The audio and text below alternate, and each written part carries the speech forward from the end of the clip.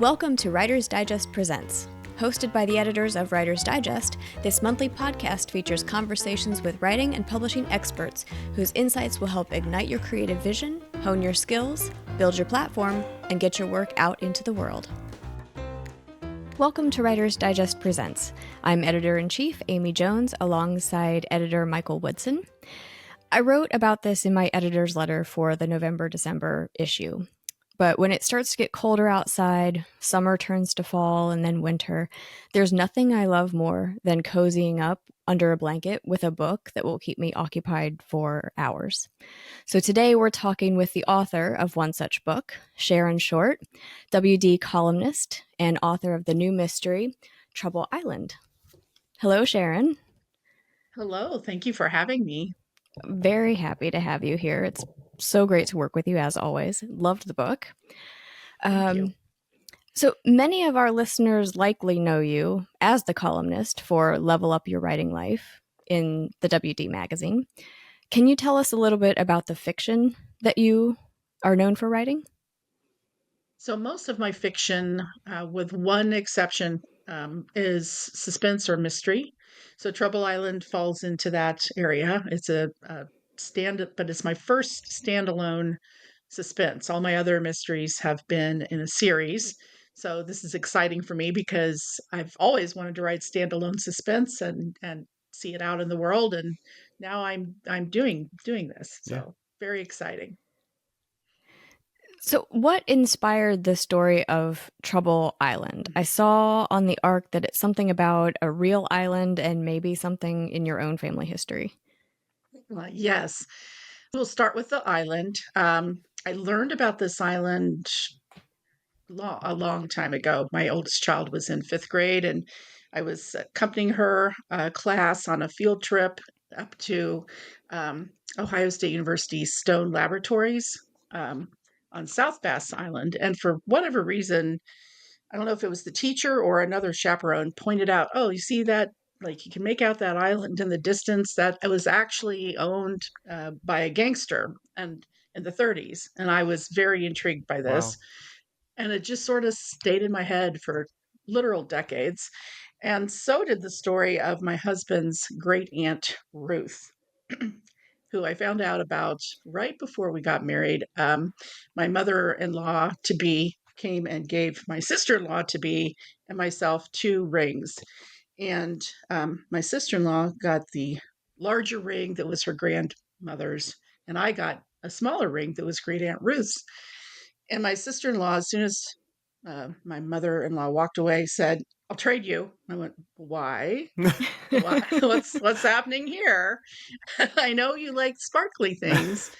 And why would you trade the more precious, both financially and emotionally, great, grandmother's ring for a great aunt's ring? And so then she told me the story of great Aunt Ruth, who had been married to a gangster who was not a very successful gangster.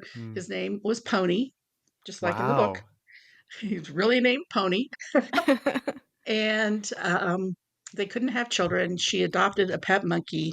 She put up with his abuse. And then one day he threw the monkey across the room. And yeah, I can see your looks of horror. The monkey ends up just fine. But Okay, great Aunt Ruth had enough. And she picked up Pony's gun and shot him dead with it. And went to jail. And then my very far in the future father-in-law, who at this was in the 50s, so we weren't even born yet. But my new attorney, just starting father-in-law, had to go represent his aunt, and he found a technicality, got her out of jail. The monkey and she were reunited. Everybody in the town was like, thank you. He needed killing. Wow. And then my aunt and her monkey lived out their lives to their natural end of days. And so that I thought, well, no wonder you want great Aunt Ruth's ring. Yeah. Duh. Yeah. And then I looked at my sister-in-law and said, no, that's not happening. I've got a story with this ring. And so that's a very long-winded way of saying these 2 nuggets from like literal decades ago have just been sitting in my head. And for some reason, One day it crossed my mind, you could smush these Yeah, together. totally. So I did. Wow. That is I just did not expect that to be the story. that is There's really so much there. yes. Yeah. And I still have the ring. And in my author photo, the ring is on a chain. So I wear it for my author photo, Great Aunt Okay. Very Ruth. cool. Wow. Love it. I love that. Well, going off sort of all of that, I actually forgot we were recording for saying it, and I was just like so compelled by that story. I I was like, know. I oh, feel like I need to apologize for the like laughing about that because it's not incredulous. really We were incredulous. yes, that's Yes. what Yeah, that yeah. was. It's an incredulous story. Yes.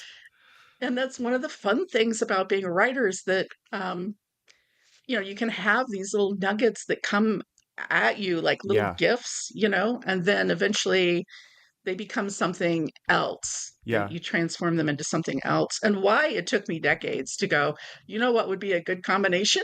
Yeah. That island and this great aunt-in-law of mine. But I finally did. So, Yeah. and I'm glad I did. Well, I think some writers get a little bit going off of sort of that, and I love hearing that they were sort of two separate things that you brought together and something else was born from it. I think writers can get a little bit caught in the weeds when they're incorporating things that are true to life or happen to them, and maybe get too attached to everything being exactly how it actually Hmm. happened and forgetting that it's Hmm. perfectly fine. And in fact, you should fictionalize things that did really happen. And so I'm wondering, Yes. can you give any advice to our listeners about being inspired by their lived experience and then fictionalizing that, or in your case, fictionalizing like real family history? Right. So I love to tell students and I love to tell myself, serve the story. Mm-hmm. So my great aunt's experiences were in the 50s, and this island was owned in the 30s, Mm-hmm. 20s and 30s. So I moved her story back in time. Um, the pet monkey story is absolutely true, but I thought about the challenge of having a monkey on an Right. island in Lake Erie, and Yeah. decided what the animal needed to represent was the symbolism of what the main character had gone through. So Mm-hmm. I changed up the monkey into a bird. Mm-hmm. There's a lot of I love the um, birds in your story. Mhm. yeah, I keep going back to bird symbology and Mm-hmm. everything I write. And I love birds from afar, Mm-hmm. but up close I find them a little frightening. Mm-hmm. So I don't know why I keep pulling, and maybe it's that mixture of beauty and fear that I Sure. like to put into stories. So I think it's perfectly fine to fictionalize. Mm-hmm. I've kept the emotional arc that I Mm-hmm. imagined for my great aunt. The notion of being free, of finally being free of abuse, being free of guilt, Mm-hmm. are the big themes of this novel. So I pulled on that. And the island in real life was owned by a gangster, but he owned part of the island, which I found problematic. Like, I didn't want to have to Of explain course. neighbors. So I gave him the whole island. I mean, it's, a whopping 6 mile circumference. So it's Mm-hmm. not a huge island. So I think it's great to just let those things inspire you and be Mm-hmm. as close, or, it might not even be recognizable later. Mm-hmm. Uh, from Totally, from whatever actually. inspired you. Yeah. That's a really good point. You don't Um, have to necessarily recognize it at the end of the day for it to have right. been inspired by it. Exactly. Yeah. Yeah.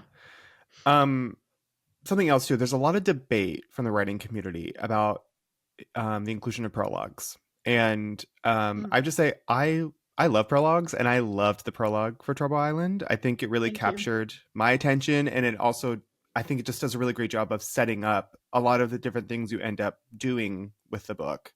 What went into deciding to include a prologue? Did you always know you wanted to? So I have been very much for many years on the why bother with prologues camp, and my last 5 books all have prologues. So that just goes to show you can change your mind Yeah. and learn and grow as a writer. I don't know if my next book will have a prologue Hmm. or not.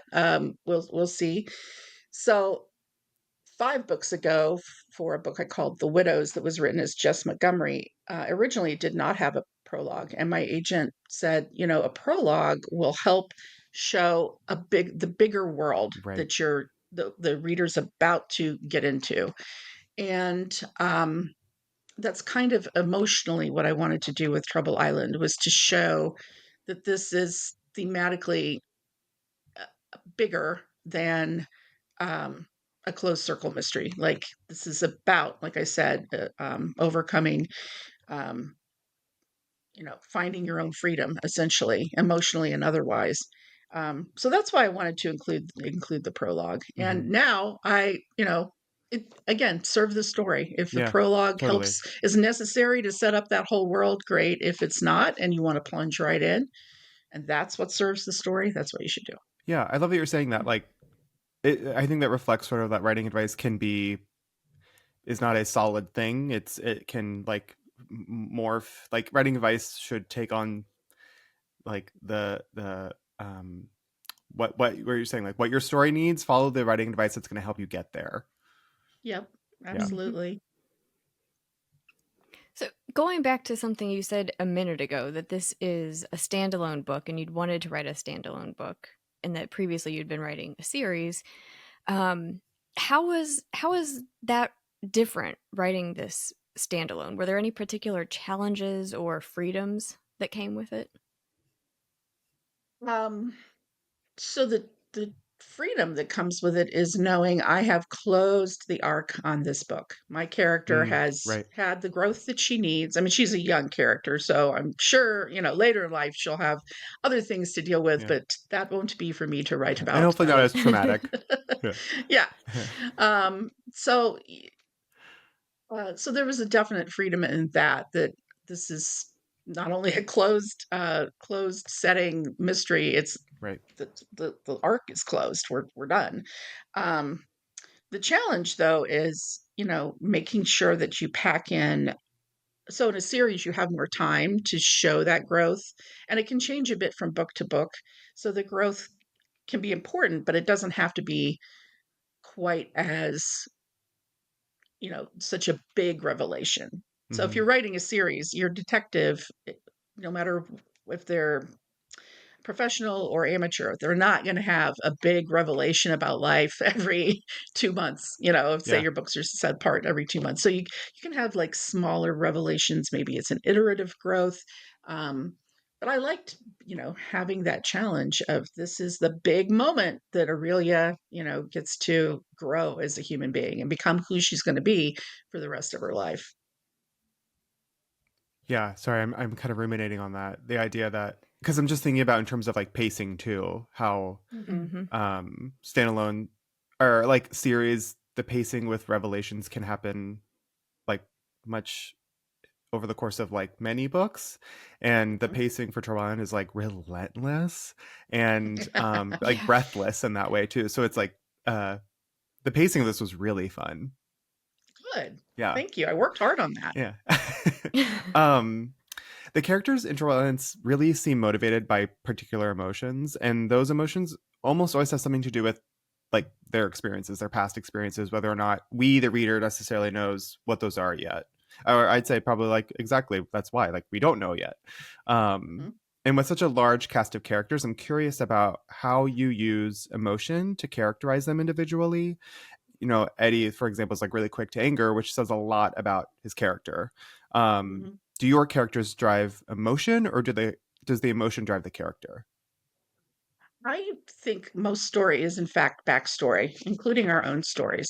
Mm-hmm. We're walking through the present moment. We're thinking about the future, whether it's an hour from now or next week or 5 years, but we are products of all the experiences that have led up to this moment, even if we're not consciously aware of it. And we can't be from moment to moment, right? I can't Mm-hmm. constantly be thinking about how does this relate to that time when I was 3? That can really bog me down. But I think the best stories are driven by the character's backstory. And then it Totally. becomes, and that's, and what sticks with us. What we really remember is how we felt. Mm-hmm. That quote about people won't remember exactly what you said or did, but they'll remember how you make them feel. I think Mm-hmm. that's ends up what drives us day to day. So the challenge, though, then becomes if story is really backstory revealed, in a Right. sense, when do you reveal that? Because You don't want to dump it all at the beginning, right? Yeah. But if you withhold it for too long, then it just becomes confusing to the reader.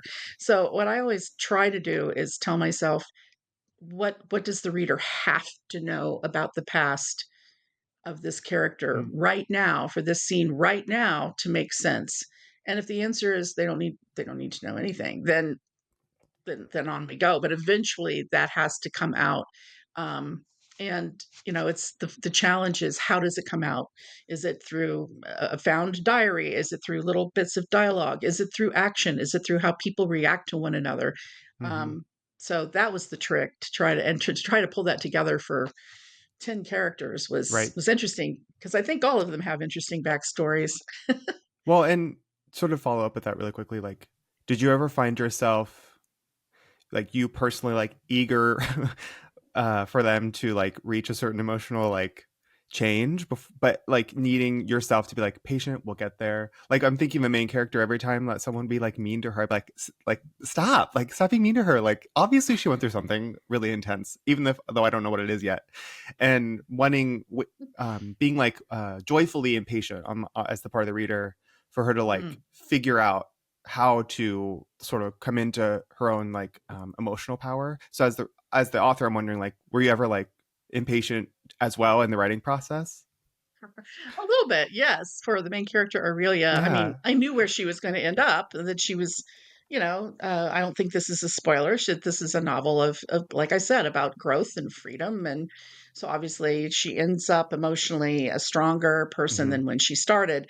And of course the device is she's looking back on these events, so she is narrating knowing that Right. she's a strong person now, but having to reveal the truth of herself from before she became who she is as Hmm. the narrator.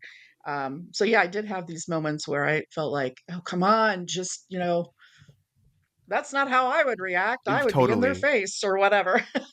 But I'm not her. I mean, I Right. created her, but I'm not her. So Mhm.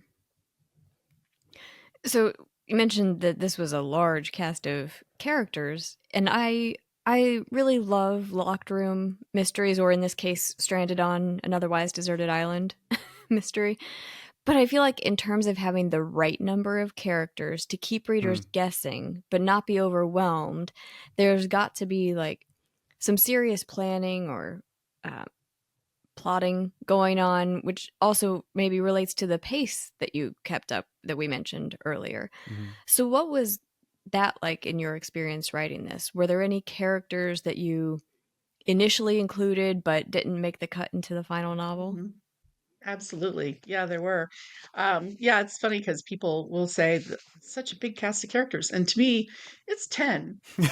Yeah. Now, they're all well, really realized characters, Right. I hope. That was my goal. But we don't have, because of the setting and the time of year, we don't have Right. people going to a restaurant and a waitress walking Mm-hmm. by, or, the fun neighbor with the cute dog or Yeah. whatever. So every character Mm.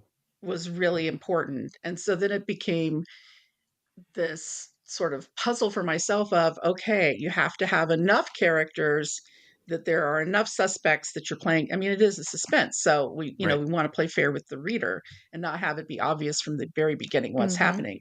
So and you need a sidekick. You need a person who ended up being a love interest, that Hmm. ended up in there. You need a couple of bad guys and their allies. So I really narrowed it down to as few as I thought I could get away with. Mm. And then those 10, I'm not counting the characters from the past who Sure. also, haunt the Right. present. So that probably adds to the Mm. feel of um, lots of characters. But I did have one of the bad guys brought his wife with him in the initial draft.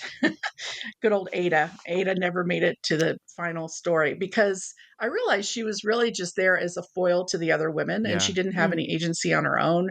So I was just like, she was almost like a puppet, like me going, oh, Sure. look at this character who's, very conventional and not standing up for herself. And I thought, well, she's sucking the air out of the room every time she's on Mm-hmm. the page. So Yeah. I left her at home. She ended up staying home. Yeah, well, and especially thinking about, like, the sort of like this, like, there is, like, the your cast of characters, but then there's also other. I think this is true for this genre, is that like there's a lot around the story that also feels like character. Like the Hmm. island itself feels like a character. Like you said, Yes. like the people who are not in the present like story, like they do feel very present because their importance to the people is really powerful. Yes. um and I think that a lot of that has to do with sort of like there's so much atmosphere in Trouble Island. And Oh, good. yeah. From like a story perspective, these are not at all the same, but from an atmospheric perspective, it reminded me of like really classic gothic novels like Rebecca, or even Hmm. something more contemporary like Melmoth. I don't know if you've read Melmoth, but Hmm. I'm wondering, how do you use atmosphere as a storytelling technique? Well, I love an atmospheric novel or television series Yeah. or movie. So I was really going from that. And I'm glad you mentioned Rebecca. That was certainly an influence. Agatha Christie, Yeah. Ruth Ware, The Haunting of Hill House Yes. type I actually did think stories. of that. I didn't know how Yes. spooky you get, but Yeah, yeah, this is not a horror novel at right. all, but that feeling, I love those kinds of Knives Out, Totally. anything that is the environment around the people is there involved. So I really tried to create that. Hmm. For me, part of that atmosphere was the weather. Like the first impending snow on Lake Erie on a remote island. And if that storm comes early, you're just kind of stuck there. Yes. Yeah. And I mentioned, reading in the winter under a blanket, and this would be like the perfect book for that Totally. because it just feels cold. I can't imagine a story like this or this story taking place during any other season. And I feel like maybe you told me you did some in person research to get this part right. Can you tell us about that? Yeah. So I went on a trip with my younger daughter. Actually, she had a little break, and we went to Put Bay, South Bass Island, and we went as far into the season as the ferry would run. So I think I allowed an extra week in case something happened and we got stuck there and we needed Wow. a ferry to get back. So we went like the week before Thanksgiving 2 years ago, and there was no one on the island other than people who live there year Hmm. round. So it wasn't the crowded party place at all. It was very quiet. I think my daughter and I were the only tourists, and we did a lot of hiking. I wanted to get the feel of the land. We spent a lot of time at the library. The librarians there were fantastic. Um, it's a lot of staring through goggles to see Middle Island, the actual island that Trouble Island is based on. Um, so yeah, it was interesting because I've swum in Lake Erie, but that was Hmm. like multiple years ago in June, and it was cold Right. then. Sure. So Mm-hmm. this is set in November. So I did wade into Lake Erie in November, and that water is really cold. I bet. It really is very cold. And then, of course, like I said, we took the ferry to and from, and on the ferry ride back, a storm started blowing up. And that ferry, I don't know why, we were hanging on to the handles inside the car as if that was going to save us if the car went flipping over into the lake. But I mean, this ferry was rocking back and forth. And I mean, I thought, oh my, Yeah. I hope the car's not going to go sliding off, right? Which it didn't. Of course, it was not nearly, I'm sure, as dangerous as it felt. Otherwise, the ferry wouldn't have been running. But it gave me that sense of what it would be like to be out on Yeah. that lake. And it's a very dangerous lake. Certainly in the past, it was the most dangerous lake because it's so shallow. Yeah. Now, we have technology that's helpful, but just being out in the cold and the wind, Right. walking the shore of a different island just a few miles away from the actual island, was really quite an experience. And by the way, we could not go to the actual island because it's owned by the Canadian government, and it's a sanctuary, so people aren't for birds. So people aren't actually allowed Oh, to okay. go There you to go. that particular Okay. island. Oh, that's There's also nice. that I like that there was a sense of like countdown happening with Turbo Island too when I was at Reddit reading it, because it was like this impending, like the weather's about to get really bad, like this is our window of Mm-hmm. opportunity, that added to the I guess, like, I mean, joyful stress in reading it. Excuse me. Um uh That's, yeah, it's just interesting, like how I love weather. I love writing about weather. I know that's really specific, but that's also something I think is kind of, I don't want to say controversial, but people talk about, like with sort of creative writing, like how much weather to put in it. I'm like, all of it. I love writing Yes, and give me the reading weather. weather. Yes, I love the Yeah. weather. I love the weather. Thank you. I love the weather too. And I like feeling grounded in where I am as a reader. I don't want to Totally. float around in this gray space. Like, is it April? Is it November? Is mm-hmm. it raining? Yes, Is it sunny? Let me know. Just a few sentences. I want action, but totally. let me know where I am alongside these characters. Yeah, and it's such a Um, tangible feeling that, like, is mhm. easy. Like, there's this series. I'm sorry, I'm getting really way off topic here, but there's this series You're called fine. The Seasonal Quartet by Ali Smith. Amy's heard me talk about it like Oh, every other day. Mm-hmm. And it's called It's the lovely. books are Autumn, Winter, Spring, Summer, and it's like hmm. some of the best descriptions of the seasons I've ever read, and it really influenced. I'm like, you know what? I'm gonna just keep doing this. Like, I'm gonna. The weather is Oh, like really, I think, can be really compelling to read. I think so too. I'm Yeah. going to have to look that up. Yeah, Thank you you for should. sharing that.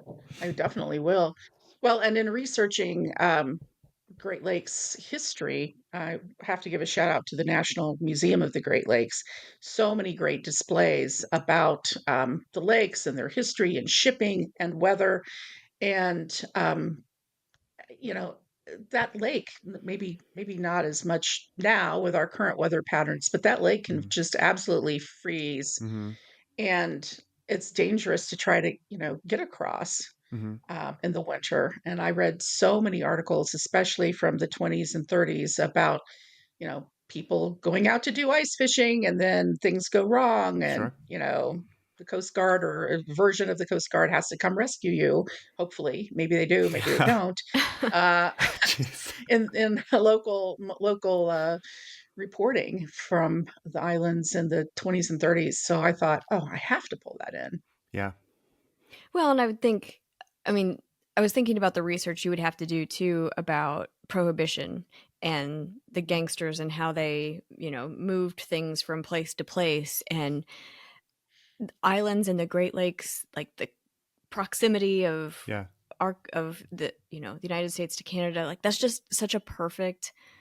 It was so tempting. It must Mhm. have been so tempting for people to for it to be so close and maybe just walk across. I mean, I don't know how Right. close it actually is, but like Yeah, well, they when could, it depending freezes on, over. yeah, if it's totally frozen.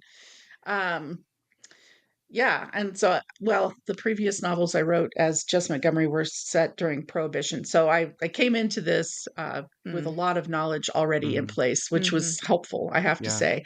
But I did do a lot of reading about how the lakes were used as, a transport area from Canada to the United States. They still called it rum running, even though it was whiskey.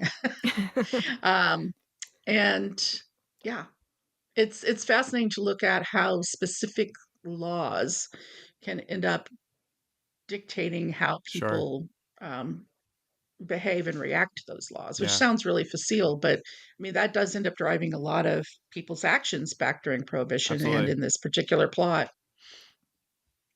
So you talked about being grounded in a place with the weather, and I was thinking of that made me think of the house where Mhm. on the island and being being grounded in that house. Did you have like and the I don't know, I love the cover of this book. As Mhm. soon as I saw it, I was like, "Ooh, that looks dark. I need to read that." But like that's a great that house just looks imposing Mhm. and like bad things could happen there. Yes. So did you have a picture in your mind of what this place would look like? How did you Mm. create the place? I did, and I tell you, the cover captures it perfectly. Mhm. Authors are kind of known for looking at their covers and going, "What?" I looked at that cover and thought, "Oh, wow, they got it. They got it. They read it. They That's got it. great. They." They did a great job with this cover. So I found some old photos of like just what remains of the foundation of there was an actual mansion on Middle Island that was owned by this gangster. It did have a casino and it had a restaurant, and his name, I'm going to get his name right. I think his name was Joey Roscoe. I believe was the actual gangster's name. I was like translating. Okay, what was the name you came up with versus Right. the real life name? So and he would invite senators and Hmm. all kinds of people to curry favor with at this island resort, essentially. So I found some old articles about this, and that gave me a little, very like a sketch of an idea of what the house might have been like. And then I just started thinking, okay, how do I want this house to be designed for my purposes? What comes to my mind when I think of like a very elegant, old school, clearly there's money here mansion? So I threw those images in, and then I looked up blueprints. Like, if I were going to build a Wow. French villa type mansion, what would the blueprints look like? um, because I wanted to get a sense of where people could be at any given time in this That's really almost smart. clue-like Yeah, uh, totally. Mm-hmm. residence. Yeah. And then I got into, had to get into, wait a minute, what kind of heating would they have had? What kind of lighting would they have Mm-hmm. had? So I started researching, how that would have been possible, because you're not going to have a mansion like this on an island and outhouses. So like Right. how Mm-hmm. how do you handle all this? So that's where a lot of the mechanics of the house came Sure. in, was just researching.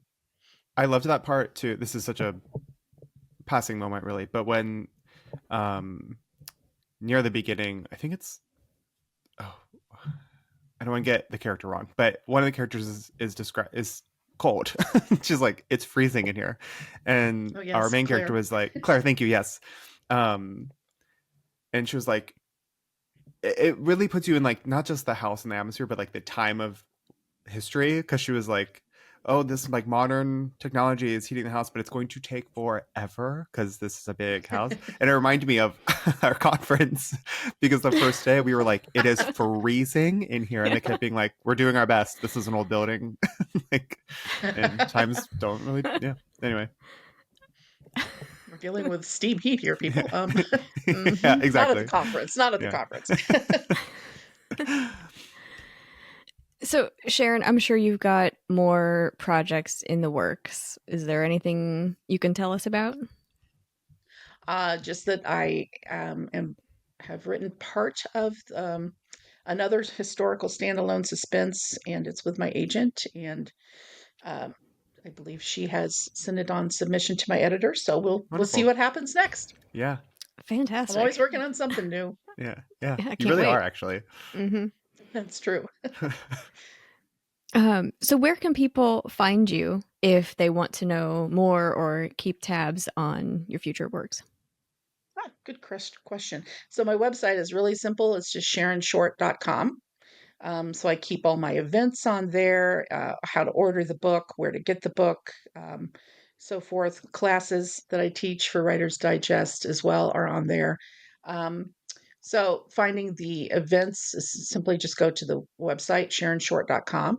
While you're there, you can sign up for an email newsletter, which, if I say so myself, is a lot of fun because I have a lot of fun writing it.